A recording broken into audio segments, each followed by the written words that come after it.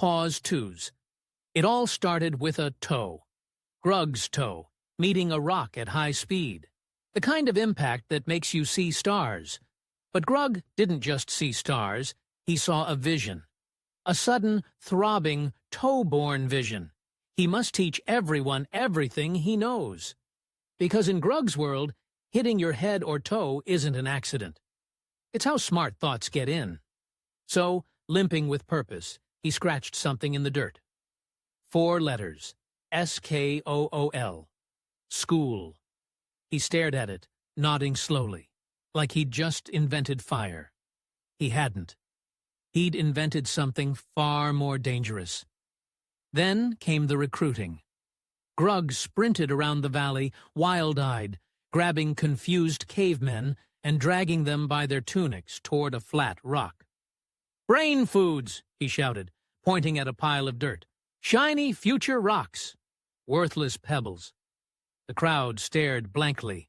Grug's entire teaching philosophy.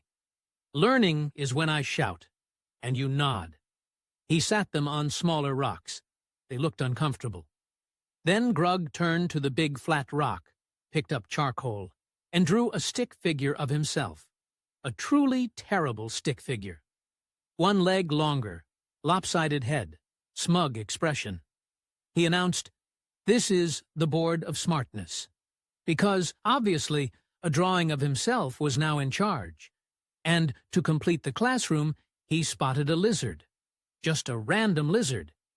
He picked it up and declared it class pet and assistant principal. The lizard blinked. It had just been promoted to management with 0 training. Pause twos. In Grug's mind, a drawing holds the spirit of what it represents. So that crooked stick figure had absolute authority. The lizard was just confused middle management. And so, with a dirt floor, a pile of pebbles, and a lizard in leadership, Grug's school was officially open. The students had no pencils, no books, and 0 chance of learning anything true. But Grug was beaming. He had done it. He had created the world's first educational institution. And it was already a disaster. A beautiful, hilarious disaster. Now, the real disaster was just beginning. Grug stood before his class, cleared his throat with the confidence of a man who's never been wrong in his life, and announced the first lesson. History. Pause twos. The Great Banana War. That's what he called it. According to Grug, their ancestors fought a giant monkey for the last banana on Earth. He acted out the entire battle with the grace of a boulder falling down a hill. Lots of flailing. Some questionable sound effects. The monkey won, obviously. And then it ate the sun. Yes, the sun. Because, as Grug explained, the sun used to be a giant banana. And now it's angry and hot because the monkey digested it. That's why summer is so miserable. The students stared, not in wonder, in genuine, deep, soul-shaking horror. One of them started crying softly, not from the violence, from the sheer, unpolished stupidity. Grug took that as a sign of deep historical understanding. Pause threes. Then came science. Grug drew a big circle on the board. "This is the sky," he said. "It is a big blue rock, solid. You cannot break it. Do not try." Clouds, he explained, were smoke from a cosmic campfire on the other side. Rain. That's the sky sweating because it's scared of the dark. A student raised a hand, a rare act of courage. He asked, "But if the sky is a rock, why can birds fly through it?" Grug froze. His eye twitched. He pointed a dirty finger at the boy and said very calmly, "That question is brain poison. It will rot your head from the inside. I'm saving your life by ignoring it." The lizard assistant principal hissed in agreement. The boy never asked another question. Probably never thought one again, either. Pause twos. Lightning, by the way, is just sky giants throwing glowing spears at noisy rocks. That part actually made a little sense to them. which is the saddest part of all. Pause threes. Then math. Grug held up his hands. We count on fingers and toes, he said. 1, 2, 3. He ran out of fingers, so he sat down, pulled off his foot wraps, and started counting toes. But he needed to show 4, so he tried to hold up 3 fingers and 1 big toe simultaneously. Lost his balance. Fell face first into the dirt. The class watched their teacher eat ground. He got up, dusted himself off, and declared, "That was a demonstration of 4. 4 is unstable. Avoid 4. The highest number," he said, "is many. You reach many by counting all your fingers and toes. If you run out of body parts, you're dead. That's too many." So basically, math is just a countdown to death. The class tried to count to many together. Absolute chaos. Bodies everywhere. Toes in faces. Someone accidentally kicked the lizard. It was a pile of confused limbs and existential terror. That was the moment the students realized they might be in serious trouble. Pause twos. But Grug wasn't done ruining their minds. Art class. He ordered everyone to paint their greatest fear on the cave wall. They all started smearing mud and berry juice. One painted a giant mammoth. Another painted the dark. Someone painted a very angry berry bush. Real fears. Grug walked around, arms behind his back, like a pretentious art critic. He stopped at the mammoth painting. "Too fluffy," he said. "Fear is not fluffy. Start over." He saw the dark painting. "Too dark. You can't even see the fear. That's just a mess." Then he got to the berry bush. He stared at it for a long time. The student held his breath. Grug nodded slowly and said, "Yes, this one understands. Berries are unpredictable. They can be sweet, or they can kill you. This is true terror." He declared it the greatest painting in history. The student had no idea what just happened. None of them did. Pause twos. And that's when the first rebellion sparked.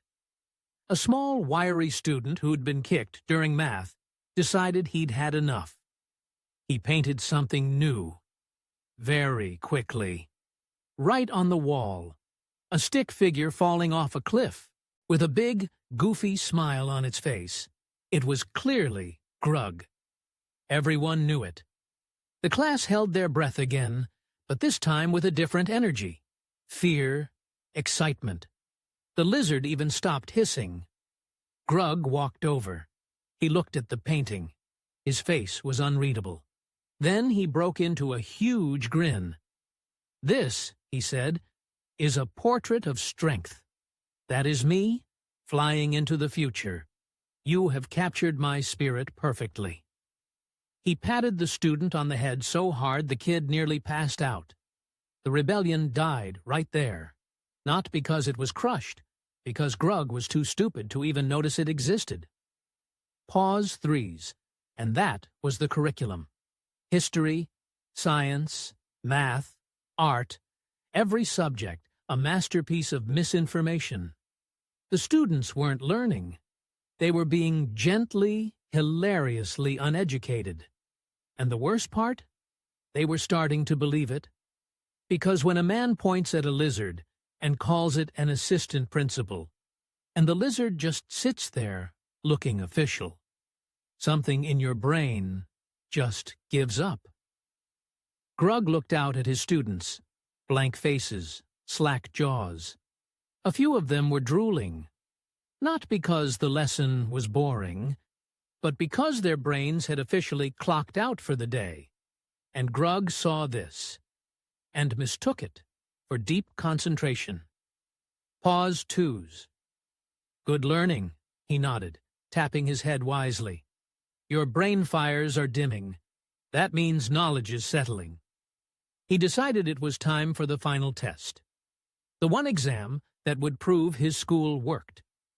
He drew a squiggly line on the board of smartness. Just a stupid, wobbly line.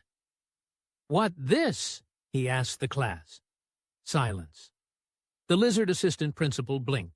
Somewhere, a tumbleweed probably rolled past, even though tumbleweeds wouldn't evolve for another few million years. Pause threes. Then, the smallest student, a scrawny guy with one eyebrow, slowly raised his hand. Grug gasped. A raised hand. He'd never taught that. It was a miracle. A spontaneous evolution of classroom behavior. "Speak, think out your mouth hole," Grug commanded. The student pointed at the squiggly line. "Is angry sky spear that hit noisy rock." Sighs, soft and proud. Grug's eyes welled up. Actual moisture. He had to turn away for a second. When he turned back, he was beaming. "Yes," he whispered, "you is smart now." And then something broke in the class. Everyone started shouting answers. Wrong, beautiful, insane answers. "Is many fingers," one yelled. "Is ancestor spirit of the Great Banana War," screamed another. "Is the sky sweating?" Pose twos, the whole class was just yelling pure nonsense. And Grug stood there, arms crossed, nodding like a proud father at a graduation ceremony. Which technically this was. He had done it. He had created an institution. A place where ignorance wasn't just accepted, it was graded. And everyone was passing with flying colors. What those colors were, nobody knew, because art class had taught them that colors were the screams of crushed berries. Pause threes. So, what happened when Grug invented school? He taught wrong lessons, obviously. But the real lesson, the one nobody asked for, was this: confidence is contagious. You can teach a room full of people that the sun is a digested banana, and if you say it loud enough with a lizard by your side, they will nod. They will take notes in the dirt. They will go home and tell their confused families that numbers stop at many. Pause twos. And the next morning, every single student showed up again, on time, sitting on their rocks, ready for another day of brain-softening brilliance. The lizard was already there, looking unreasonably professional. Grug arrived, coffeeless but energized by pure, unfiltered arrogance. He cracked his knuckles. He picked up his teaching stick. "Today," he announced, "we learn about the inside body ghosts that make your legs walk."